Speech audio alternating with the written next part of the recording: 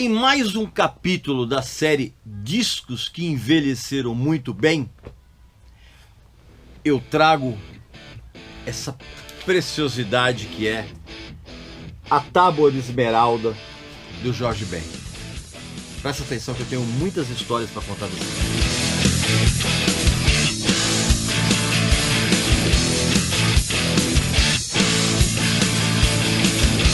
Meu amigo e minha amiga, eu quero interromper um pouquinho o nosso papo, porque eu tenho uma dica sensacional para você. Assim, com muito orgulho, nós temos agora um novo parceiro aqui no canal. E diferente de todos os outros, cachaça única. Fora de brincadeira, é a cachaça mais sensacional que eu já tomei até hoje. E não é cachaça de boteco, né? Aquela que você vai lá, chega aí, vê uma aí. Não, cara. Isso aqui é bebida de gente grande e de gente séria, porque é uma cachaça extra premium. E eu não tô brincando. É a melhor cachaça que eu já tomei até hoje. Ela é tão sofisticada quanto aqui o melhor uísque que você pode tomar.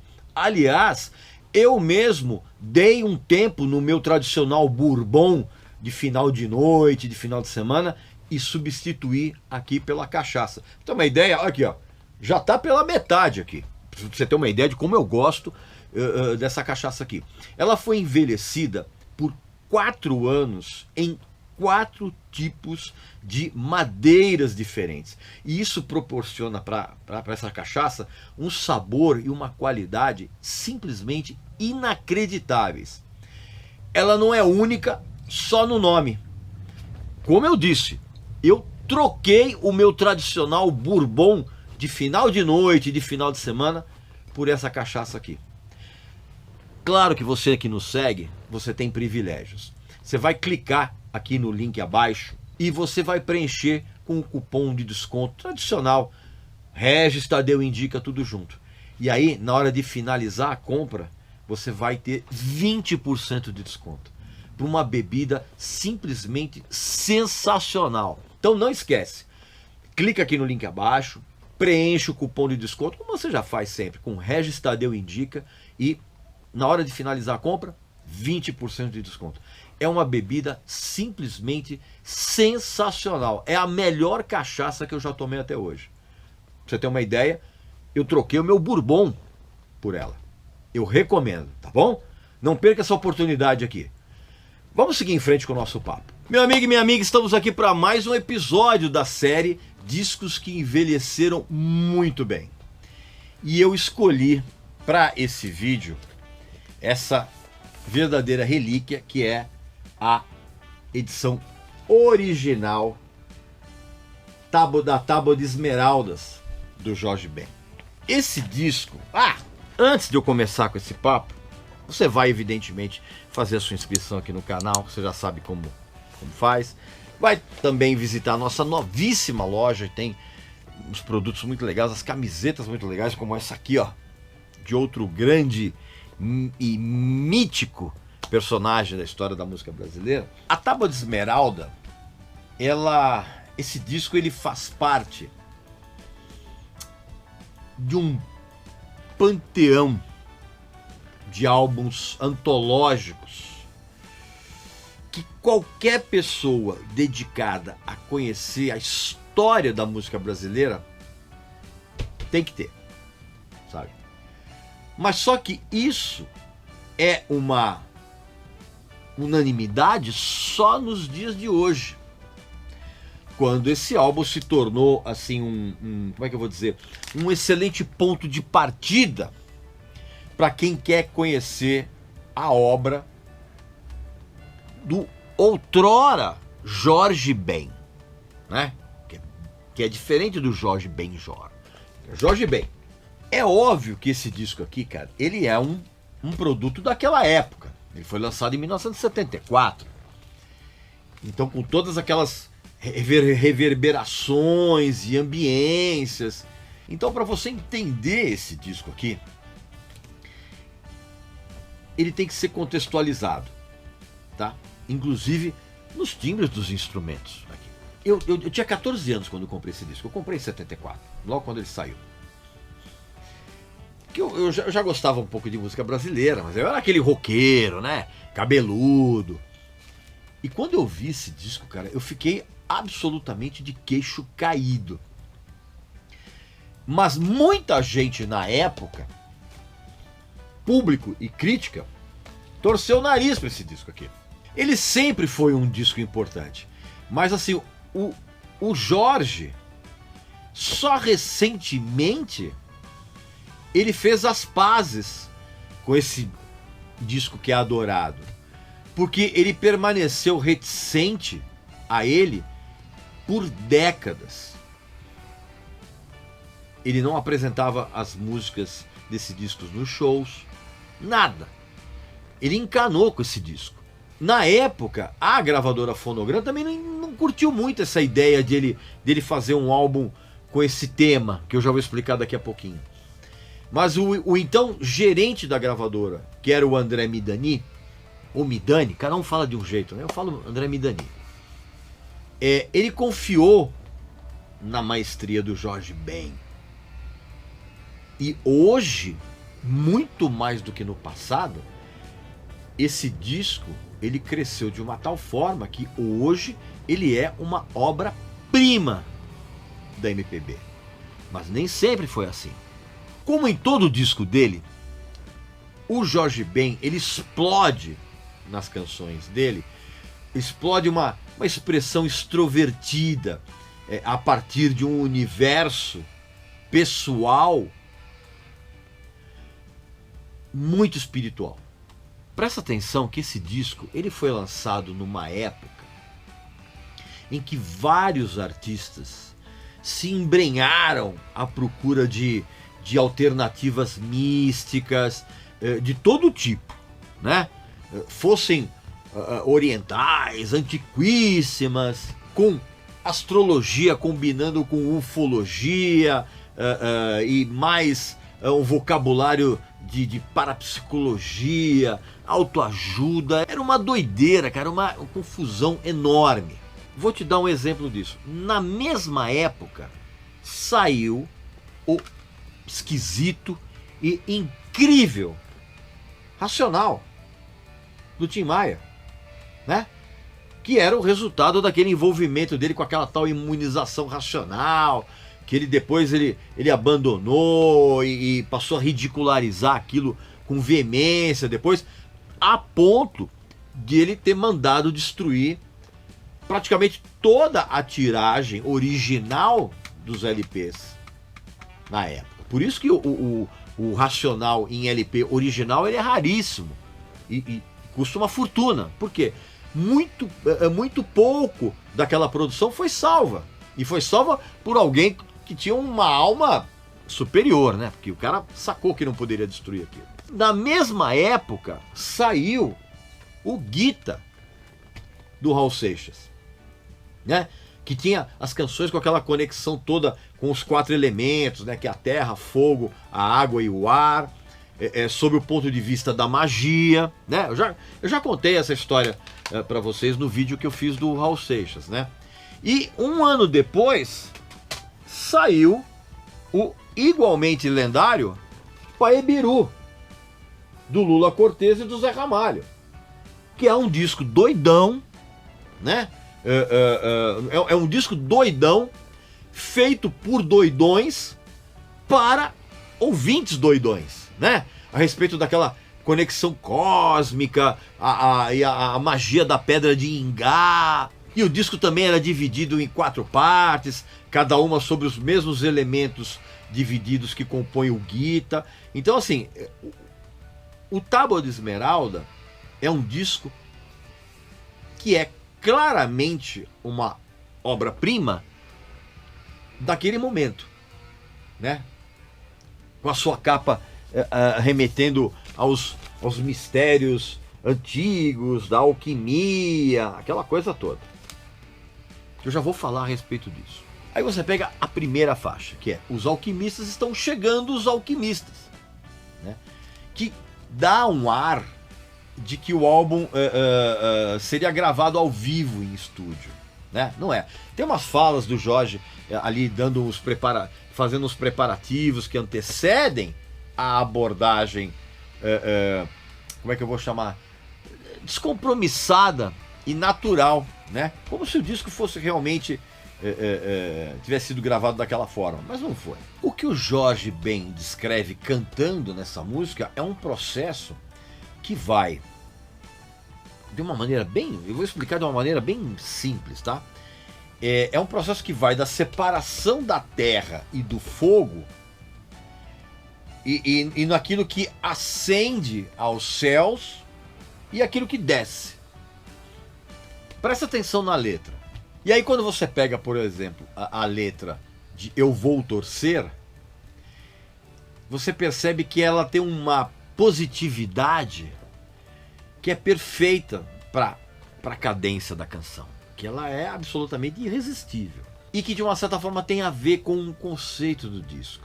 E aí tem uma faixa em que tem umas menções a possíveis deuses, astronautas, né, numa canção chamada Errare Humanum Est, que inclusive essa música ela tem uma levada de bateria surpreendente e maravilhosa por parte de um batera que ninguém sabe quem é até hoje. Aliás, ninguém sabe quem foram os músicos que tocaram nesse disco, porque não tem os créditos não estão no álbum, não aparecem em lugar nenhum.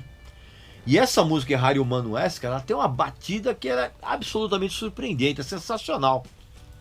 E isso, na verdade, esse tema, ele ressalta ainda mais aquela psicodelia espacial da música, né?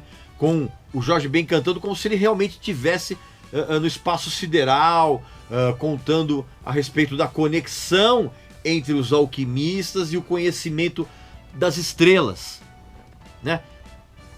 Tem que prestar atenção muito na letra, cara. E isso é uma coisa que é claramente inspirado na leitura daquele grande clássico do Gabriel Garcia Marques, que é Os 100 Anos de Solidão. Totalmente, a conexão é total.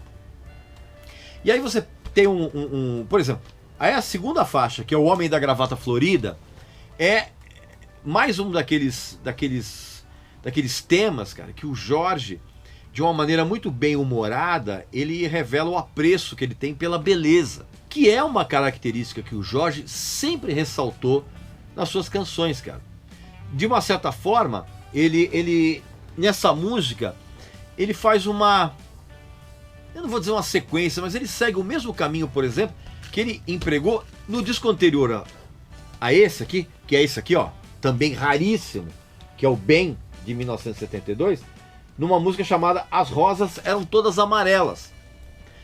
Tenta ouvir as duas músicas, uma na sequência da outra, que você vai perceber isso. E é curioso que nessa canção do Homem da Gravata Florida, ele também mostra que ele tinha um apreço muito grande pelos ensinamentos do Paracelso, que é considerado um dos pais da botânica e da toxicologia moderna. E aí quando você pensa na força e na originalidade extraordinária que o Jorge Ben consegue depositar, por exemplo, em músicas como Zumbi e 5 Minutos, dá pra você sacar, cara, que ele tava fazendo a mesma coisa pelo ritmo, pela harmonia e pela melodia, como se fosse uma alquimia musical. Não tem como, por exemplo, você ouvir esse disco e você ficar indiferente, por exemplo, a uma pérola perdida do repertório dele, que chama Minha Teimosia, uma arma para te conquistar. É brilhante. Aliás, como sempre, nesse disco também tem outras lindas odes à mulher brasileira, né?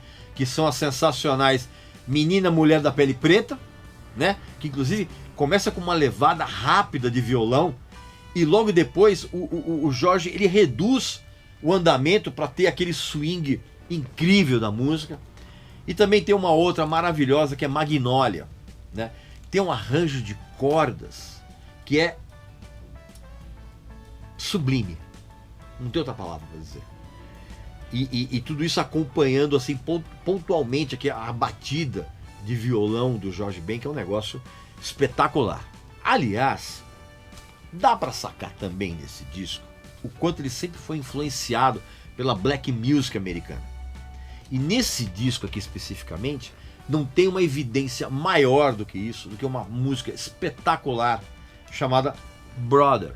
E mais uma vez, cara, a gente se sente maravilhado ouvindo aquele violão percussivo do Jorge Ben. E é curioso que ele tem uma abordagem, fica muito nítido nesse disco, que ele tem uma abordagem rítmica do violão, que de uma certa forma é o oposto do grande mentor dele, que foi o João Gilberto. Porque o estilo de tocar do João Gilberto, cara, ele era calcado numa expressiva depuração da dramaticidade de como se interpretava um samba, né? Era um negócio extremo, assim, que era exatamente o contrário do despojamento do Jorge Ben. Aliás, essa característica percussiva que une os dois, o Jorge, ele nunca negou que ele era um devoto declarado do João Gilberto, a ponto de dizer que esse disco aqui, ó, que aliás essa também é outra raríssima edição original do Chega de Saudade do João Gilberto, que eu já mostrei no vídeo que eu fiz a respeito dele. O Jorge Ben sempre declarou, cara, que esse disco foi a maior influência para ele desenvolver aquela maneira de tocar o violão dele, que era absolutamente original, e veio de tanto ele tentar imitar esse disco e imitar a bossa nova, sem meio saber muito bem como, mas ele imitou, ele começou imitando e depois ele criou um negócio absolutamente original a partir dessa tentativa de imitar. E tem uma outra coisa que é fundamental de se perceber nesse disco específico, e que é o Jorge, ele trouxe uma interpretação muito pouco dramática para os padrões da época, né? E que era exatamente o oposto do João Gilberto, né? E ele tinha uma abordagem mais livre e precisa. Então o que acontece? O Jorge, ele pegou essa matéria expressiva e coletiva do samba, só que ele criou uma cadência única. Ouça, tem uma música nesse disco que é sensacional, que chama-se O Namorado da Viúva. Ouve isso e você vai ver que faz sentido tudo isso que eu tô falando. E sabe o que é curioso, cara? Porque o Jorge Ben, ele tem uma personalidade muito fechada. E ele é um cara muito pouco aberto e sociável na sua vida privada. Isso aqui é muito doido. E ele praticamente usa a música para sair dessa característica pessoal. Ele abre uma nova vertente, né? Não se pode esquecer que essa vertente que ele abriu foi uma coisa que foi também muito influenciada pelo Cartola, pelo Nelson Cavaquinho, pelo Paulinho da Viola. E tudo isso ele fez para quê, cara? Para que o samba se tornasse, como é que eu vou dizer, um instrumento de linguagem poética, muito além daquilo que a bossa nova vinha fazendo. O Jorge, ele criou um contexto cultural completamente novo.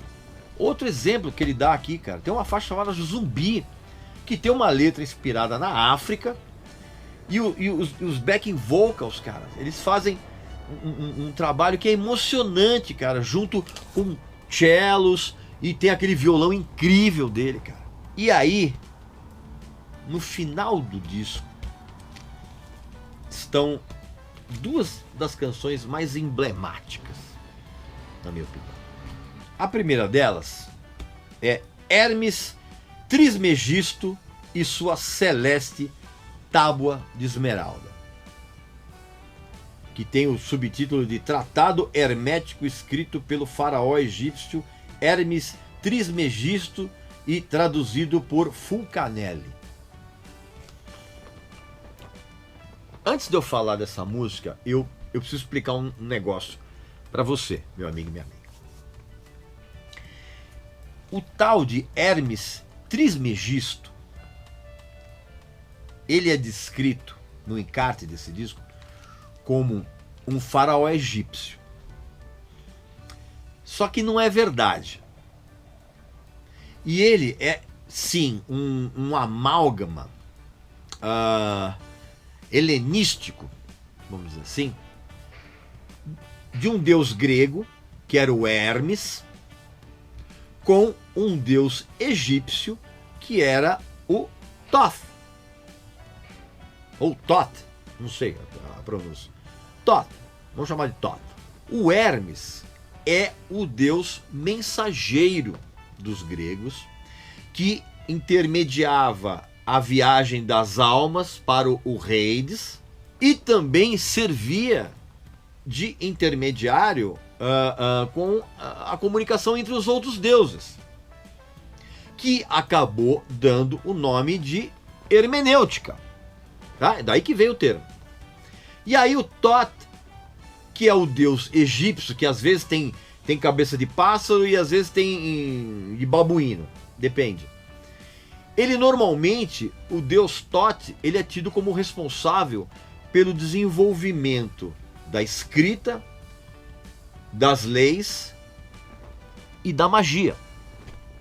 Além também de exercer um papel muito importante no tráfego das almas até o além e no juízo sobre as almas defuntas. Se você leu o livro egípcio dos mortos, você sabe do que eu estou falando. Então, dizem que o Hermes Trismegisto, ele elaborou tratados, né, que são a base da tradição daquilo que a gente chama de hermetismo, ok?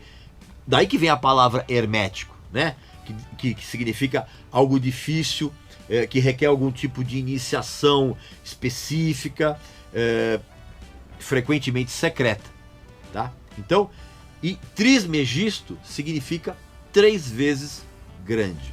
Sabendo disso, você tem que entender o seguinte, cara, que o texto musicado do Jorge Ben nessa música, ele foi tirado totalmente de uma obra chamada Tábula Smaragdima, que é uma obra alquímica, vamos dizer assim, árabe, que data do século XII, que também é atribuída ao Hermes Trismegisto. Essa obra era muito influente na Idade Média, para o mundo árabe e para o mundo cristão. Na letra da música está o que é considerado o princípio hermético. O que está embaixo é como o que está no alto, e o que está no alto é como o que está embaixo. Presta atenção na letra nisso. Esse princípio, que ilustra a relação entre o microcosmo e o macrocosmo, que é um negócio que é muito presente tanto na teologia quanto na mística cristã, ele está exatamente no cerne do hermetismo e da alquimia. Então, é isso o que explica, ou que dá as dicas para você entender o que é que o Jorge canta na música. Porque a canção em si, se você não prestar atenção nisso, cara, ela é totalmente enigmática. Então eu espero, eu quis dar essa explicação para quando você ouvir a música, você entender mais ou menos o que está acontecendo. Porque a canção é espetacular. Tá? E aí o disco termina com 5 minutos. Que fala de um encontro com uma mulher que não deu certo. E o Jorge, ele passou tamanha verdade naquilo que ele canta nessa música, que a gente realmente consegue visualizar essa situação. É incrível.